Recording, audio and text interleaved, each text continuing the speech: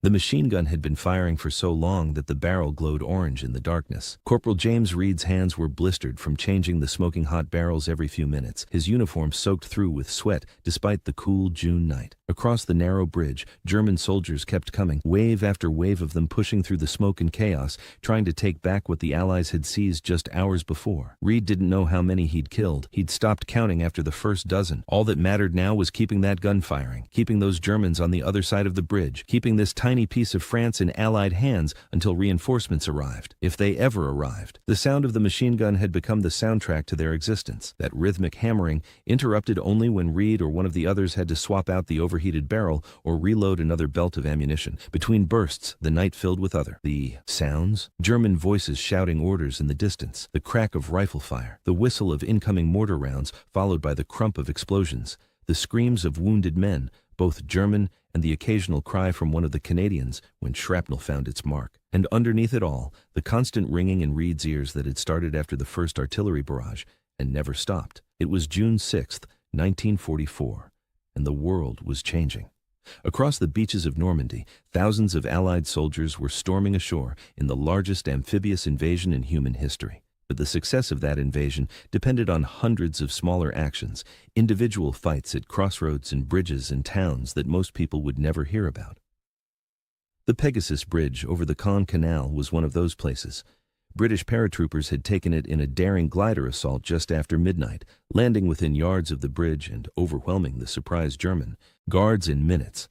The capture had been brilliant, almost perfect, but holding it was turning into a nightmare. Reed was Canadian, from a small town in Ontario called Pembroke that nobody outside the province had ever heard of. He'd worked in a lumber mill before the war, spending his days cutting timber and his evenings at the local pub with friends who talked about girls and hockey and anything except the war that was consuming Europe. When Germany invaded Poland, Reed had been 17 and too young to enlist. By the time he turned 18 in 1941, the war had spread across the globe, and Canada needed every able-bodied man it could get. Reed had walked into the recruiting office the day after his birthday and signed up without telling his mother, knowing she'd try to talk him out of it. The training had been brutal. First, the basic infantry course where they learned to shoot and march and follow orders without thinking. Then paratrooper training, which was harder than anything Reed had imagined. Jumping out of aircraft went against every survival instinct humans possessed. Your body screamed at you to stay inside the plane, to not step out into empty air thousands of feet above the ground. But you did it anyway, because that's what paratroopers did. You trusted your equipment, your training, and the men jumping with you. Reed had loved it. The fear, the adrenaline, the sense of being part of something elite and dangerous. He'd volunteered for every extra course, every additional training exercise, pushing himself to be the best soldier he could be. Now, all that training was being tested in ways he'd never anticipated. The textbooks and exercises had taught him tactics and weapons handling, but they'd never prepared him for the grinding exhaustion of continuous combat, for the way fear became a constant companion that you learned to ignore but never eliminated, for the responsibility of keeping 6 other men alive through sheer force of will and whatever decisions he made in the chaos of battle. He'd arrived at Pegasus Bridge just as dawn was breaking on D-Day, finding a chaotic scene of British paratroopers trying to organize a defense, while German forces were already beginning to probe the position. The British had taken the bridge in the first minutes of the invasion, but they'd suffered casualties and were stretched thin trying to secure multiple objectives. An exhausted lieutenant with a blood-stained bandage around his head had grabbed Reed and 6 other Canadians who'd shown up looking for their units, pointed them toward a stone farmhouse on the east side of the bridge, and told them to hold that position no matter what. The farmhouse controlled the approach to the bridge from the German side. It was a typical Norman structure, 2 stories of thick stone walls with small windows and a slate roof. A stone wall about waist high surrounded a small courtyard. The building had been abandoned by its owners when the fighting started, leaving behind furniture and supplies that the soldiers could use. Most importantly, it had clear fields of fire covering the bridge and the road leading to it. If the Germans took the farmhouse, they could bring up anti-tank guns and blow the bridge, cutting off the Allied advance. "So hold it," the lieutenant had said, his eyes red-rimmed with exhaustion. "Reinforcements are coming from the beaches. Just hold it until they get here. Shouldn't be more than a few hours." That had been 72 hours ago. The reinforcements still hadn't arrived. Reed had organized the defense as best he could with 7 men and limited supplies. They'd dragged furniture to the windows to create barricades, piled rubble to build firing positions, and set up the machine gun on the second floor where it commanded the best view of the bridge approach. They'd scavenged ammunition from dead British paratroopers and captured German positions nearby, finding a mixed collection of British, American, and German weapons and bullets. Reed had counted their supplies carefully: 2,000 rounds for the machine gun, perhaps 500 rifle rounds divided among 7 rifles, a dozen grenades, some medical supplies, enough food for maybe 2 days if they rationed carefully. Water from a well in the courtyard that miraculously still worked. The 7 men were a random collection thrown together by chance. Besides Reed, there was Corporal Sean Murphy from Nova Scotia, a fisherman's son who'd grown up on boats and had the weathered look of someone who'd spent his life fighting the ocean. Private Tommy Morrison from Manitoba, farm kid barely 19 years old, but built like an ox from years of hard agricultural work. Private Jack Holbrook from Saskatchewan, quiet guy who'd been a teacher before the war and still carried a book in his pack that he'd read during the rare quiet moments. Private André Bouchard from Quebec, French-Canadian with a quick smile and quicker temper who'd been in more fights during training than the rest of them combined. Private David Chen from British Columbia, son of Chinese immigrants who'd faced discrimination his whole life, but had enlisted anyway to prove his loyalty to a country that didn't always accept him. And Private William Parker from Alberta, rancher's kid who could shoot the wings off a fly and never wasted ammunition. They'd introduced themselves quickly during those first hours, sharing names and hometowns in the hurried way soldiers do when they know they might die together before the day is out. There'd been no time for long conversations or detailed life stories, just names, a handshake or nod, and then the urgent work of preparing their defense because everyone knew the Germans would be coming soon. The first attack had come within an hour of them taking position. A company-sized force of German infantry supported by an armored car had rushed the bridge from the east, trying to overwhelm the defenders through speed and aggression. Reed had been watching through a crack in the barricaded window when he saw them coming, a long column of field gray uniforms moving at quick march toward the bridge. He'd called out the warning, and the 7 Canadians had taken their positions, rifles ready, machine gun loaded and aimed. Reed had waited until the Germans were fully committed to the bridge approach before giving the order to fire. The machine gun had opened up first, Parker behind the trigger, long bursts that swept across the German column like a scythe through wheat. German soldiers had crumpled and fallen, the survivors diving for cover behind the low stone walls that lined the road. The armored car had tried to push forward, its machine gun returning fire, bullets smacking into the farmhouse walls and sending chips of stone flying. But Murphy had shot through a vision slit with his rifle, hitting someone inside the vehicle, and the armored car had veered off the road and gotten stuck in a ditch. The German infantry had tried to advance despite the fire, officers shouting orders and trying to organize their men for an assault, but they were exposed on the open ground around the bridge with no good cover, and the 7 Canadians had picked them apart systematically. Reed had fired his rifle until the barrel was hot, Chen next to him doing the same, both of them working in rhythm without needing to speak. Holbrook had thrown grenades from a ground-floor window, his years of baseball giving him accuracy that dropped the explosives exactly where German soldiers had clustered behind inadequate cover. The attack had collapsed in perhaps 20 minutes, the surviving Germans retreating back down the road carrying their wounded, leaving bodies sprawled across the pavement. Reed had counted at least 15 German dead and probably twice that many wounded. His own men were unhurt, except for Morrison, who'd caught a fragment of stone in his cheek when a German bullet hit the wall near his head. It was a small victory, but it had established a crucial fact. The farmhouse was a killing ground. The Germans couldn't take it by direct assault, not without suffering casualties they apparently weren't willing to accept. But the Germans kept trying different approaches. The second attack came that evening, a more cautious probe that used the failing light for cover. German soldiers had worked their way close to the farmhouse using the natural terrain, staying low, moving in short rushes between bits of cover. They'd gotten within grenade range before Parker had spotted them from his position on the second floor and opened fire with the machine gun. The ambush had been less successful than the first attack because the Germans were better positioned and better prepared, but it had still driven them back with more casualties. The night brought a new kind of horror. German mortars had started firing, ranging shots at first, then sustained bombardment once they'd found the distance. The Canadians had huddled in the basement, a low-ceilinged space with a dirt floor that smelled of vegetables and damp stone. The building shook with each impact, dust and debris raining down from the ceiling. The noise was overwhelming, A series of explosions so close together, they merged into one continuous roar.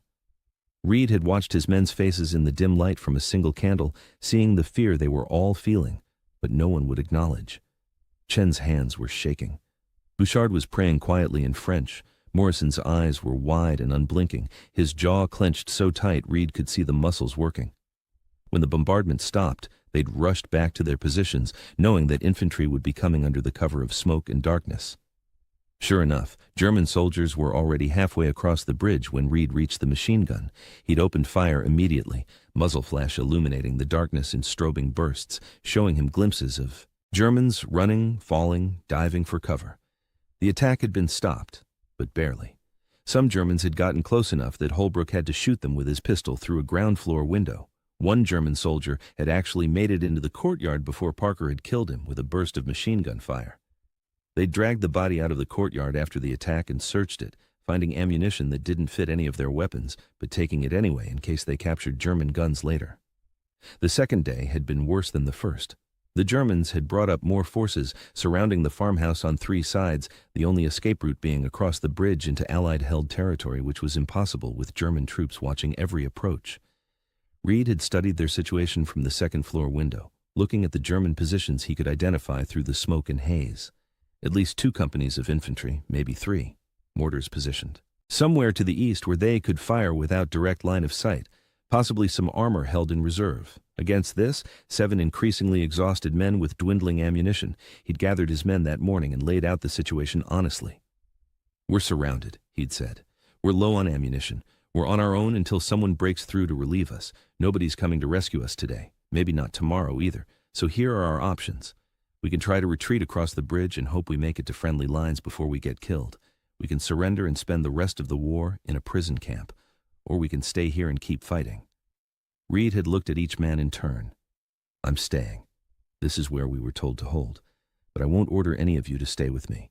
If you want to try getting out, I understand. No judgment." Nobody had moved. Murphy had spat on the floor and said he hadn't come all the way from Nova Scotia to surrender to Germans in France.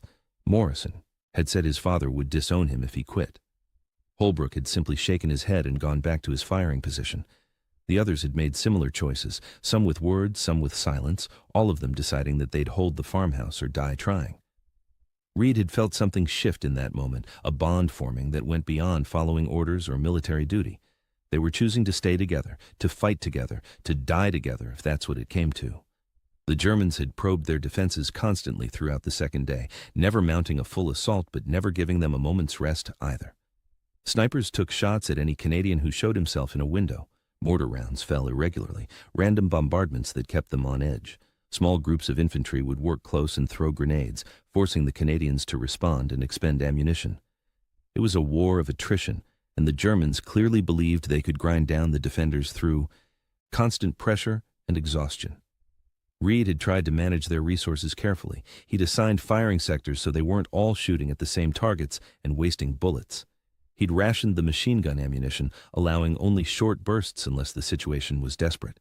He'd insisted everyone eat at least once a day, even though food was scarce and nobody felt hungry. He'd enforced a strict sleep schedule, 2 men awake at all times while the others rested in 2-hour shifts. The men had pushed back against the sleep requirement, saying they were too wired to rest, but Reed had insisted. "You'll sleep because I'm ordering you to sleep," he'd said. "Because if you don't sleep now, you'll collapse later when I need you fighting." The exhaustion was becoming a serious problem. None of them had slept more than a few hours total since landing in France. Their reaction times were slowing. Their judgment was getting cloudy. Simple tasks that should have taken seconds took minutes because their minds were operating through a fog of fatigue. Chen had nearly shot Morrison when Morrison moved unexpectedly during a tense moment, Chen's finger already tightening on the trigger before he recognized his own comrade. Parker had fallen asleep at the machine gun and woken only when a mortar round exploded nearby. These were the kinds of mistakes that got people killed, and Reed knew they were only going to get worse as the siege continued. The Germans had tried something new on the second night. They'd sent soldiers swimming across the canal under the bridge, trying to attack the farmhouse from a direction the Canadians weren't watching as carefully. But Bouchard, who'd been positioned to watch the water on Reed's orders, had heard the splashing and alerted the others. They'd thrown grenades into the water and fired at the shapes moving in the darkness. Several Germans had drowned, their bodies floating away downstream. The survivors had retreated back across the canal. The attempt had failed, but it showed that the Germans were getting creative, trying to find weaknesses in the defense. By the third day, ammunition was running critically low. Reed had counted and recounted their remaining supplies multiple times, hoping his math was wrong, but the numbers didn't change. Less than 300 rounds for the machine gun, maybe 30 rounds per rifle, 5 grenades, that was it. That was all that stood between them and being overrun. He'd calculated that if the Germans mounted one more major assault, they might be able to stop it with what they had left. But if there were 2 assaults, or if the Germans brought up tanks or heavy weapons, the farmhouse would fall. The men knew the situation without Reed having to explain it. They could see the dwindling ammunition stacks, could feel the weight of their magazines getting lighter. Morrison had asked the question they were all thinking. What happens when we run out, Corp? Reed had looked at the young farmer from Manitoba, barely 19 years old, and had told him the truth. Then, we fight with what we have.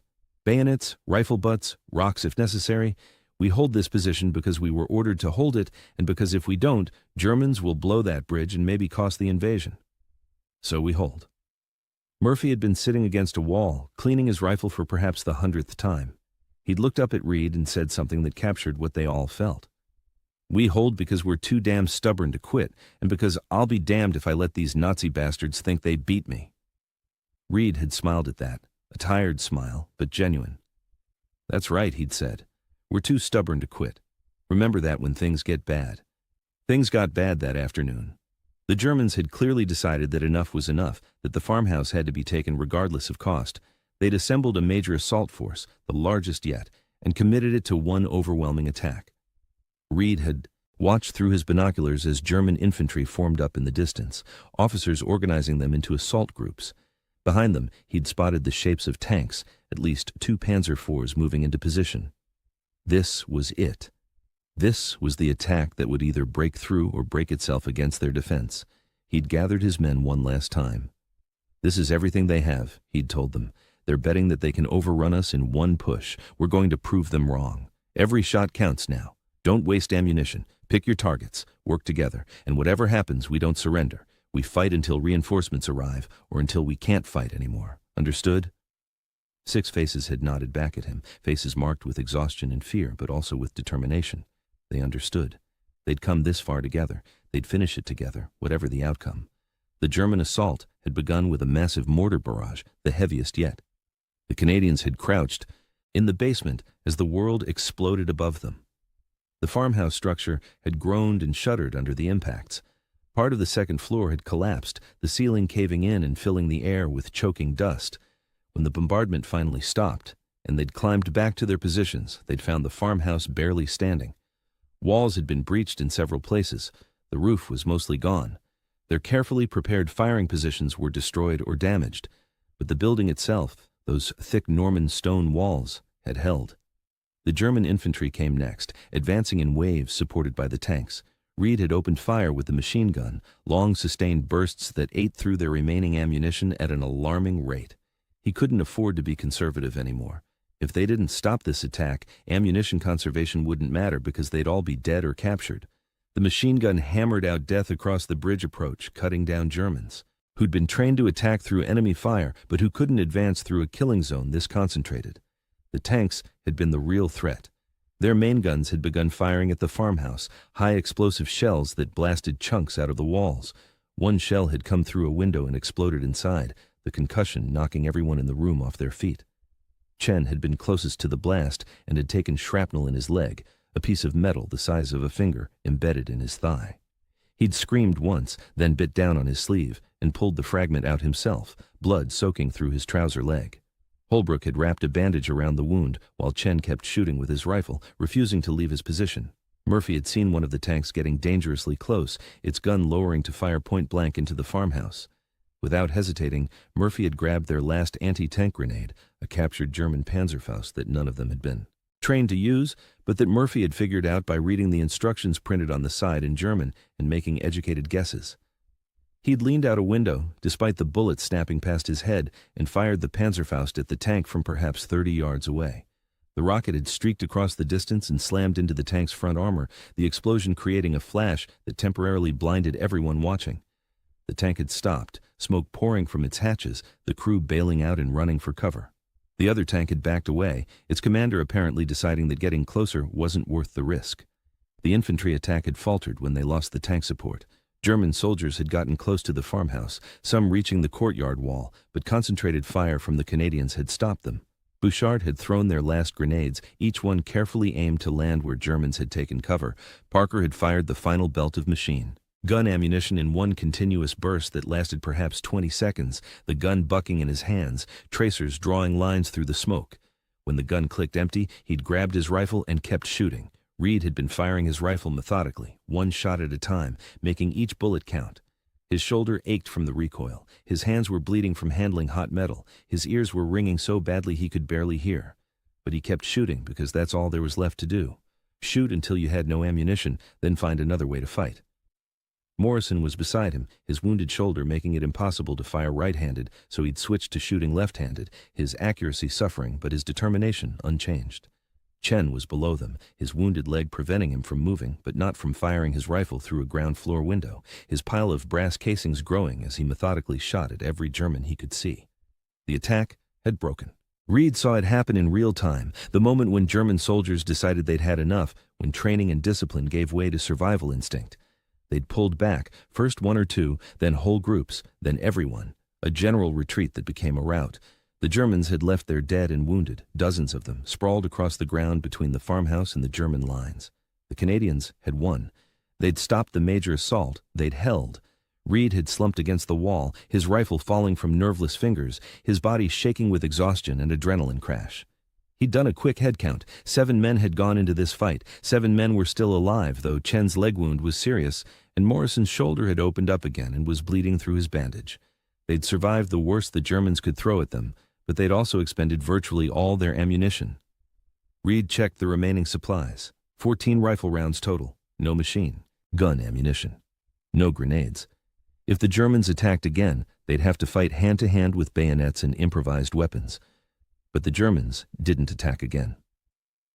An hour passed in tense silence. Then, 2 hours. Reed kept watching the German positions through his binoculars, trying to figure out what they were planning. But what he saw made no sense at first. The Germans seemed to be pulling back, vehicles moving away from the farmhouse rather than toward it. Then he heard new sounds from the west, from the direction of the beaches. The rumble of heavy engines, lots of them, tank engines, friendly tank engines. British Churchill tanks appeared on the road, massive infantry tanks pushing toward the bridge, their turrets traversing to cover potential threats. Behind them came trucks full of infantry, more British troops with fresh weapons and full ammunition. The relief force had finally arrived. Reed and his 6 companions walked out of the ruined farmhouse into the afternoon. Sun, blinking like men emerging from a cave, barely able to believe they'd survived. They'd held for 72 hours against a German battalion. 7 men. 7 exhausted, wounded, ammunition-depleted men who'd simply refused to quit. A British major had approached them, looking at the 7 filthy, blood-stained soldiers standing in the rubble. How many were defending this position, he'd asked. 7, Reed had answered. We had 7. The major had stared at him in disbelief. 7 men held off German attacks for 3 days? Reed had shrugged. We didn't really have a choice, sir. You told us to hold. So we held. The major had walked around the farmhouse, counting the German bodies visible from the building, estimating at least 50 dead with probably many more wounded and evacuated. He'd looked at the destroyed second floor, the shell-damaged walls, the evidence of intense combat. Then he'd turned to Reed and said, "What you men did here will matter. This bridge matters. You kept it in Allied hands when losing it might have changed everything. That takes courage I cannot adequately describe." But the recognition Reed had hoped for never came. The 7 Canadians were sent to medical stations to get their wounds treated, then returned to their units which had been scattered across Normandy and were being reorganized. The British officer who'd witnessed their defense had died 2 days later in an artillery strike, taking his intended commendation report with him. The Canadian commanders were dealing with hundreds of scattered paratroopers trying to reform units in the chaos of the expanding beachhead. 7 men defending a farmhouse became just another small action in a campaign full of desperate stands and improbable survivals. The 7 men stayed in touch when they could, scattered across different units, but connected by what they'd shared in that farmhouse. When the war ended and they returned to Canada, they had a single reunion in Toronto in 1946, all 7 of them making the journey to see each other one more time. They'd spent an evening in a hotel room drinking beer and talking about the war, about the farmhouse, about what it had meant to hold that position together. They'd made a pact that night. They would meet every 5 years on June 6th to remember what they'd done and honor the bond they'd formed. And they would tell their children and grandchildren the truth about war, not the sanitized, heroic version, but the real version with all its fear and exhaustion and moral complexity. They kept that pact for decades, the reunions continuing until age and death reduced their numbers. Reed had been the last survivor, living until 1998, carrying the memories of those 72 hours until his final days. Before he died, he'd given a long interview to a military historian who was researching Canadian paratrooper actions on D-Day. Reed had described the defense of the farmhouse in detail, named all 6 men who'd been with him, explained their tactics and their fears and their determination. The historian had published the account in a specialized journal where perhaps a few hundred people read it. The story never became famous. It never got turned into a movie or a best-selling book. Most Canadians who learned about D-Day heard about Juno Beach and the infantry assaults there, not about 7 paratroopers holding a farmhouse near Pegasus Bridge. But the story was true, documented in after-action reports in German records and British unit diaries for anyone who looked carefully enough. 7 men had held a strategic position for 72 hours against a German battalion. They'd done it through skill, courage, stubborn determination, and a bit of luck. They'd accomplished something that should have been impossible. And they'd done it knowing that nobody might ever know or care about what they'd achieved. They'd done it because it needed to be done, because they'd been ordered to hold, and because they'd made a commitment to each other that they wouldn't break no matter what the Germans threw at them. That's what soldiers do. They keep commitments. They hold positions. They protect each other. They refuse to quit even when quitting would be rational and reasonable. The 7 men at the farmhouse near Pegasus Bridge embodied all of these qualities during those 72 hours in June of 1944. Their story deserves to be remembered not because it was unique, but because it represents countless similar acts of courage and determination that occurred throughout the war. Small groups of soldiers holding impossible positions, individuals making impossible choices, human beings pushed beyond what should be their limits, and somehow finding the strength to continue. That's the real story of war, beyond the grand strategies and famous battles. It's the story of ordinary people doing extraordinary things because circumstances demanded it, and because they chose to meet those demands rather than surrender to them. The 7 Canadians at Pegasus Bridge chose to fight. For 72 hours, they chose to keep fighting. And that choice, multiplied across thousands of similar moments throughout the war, made victory possible.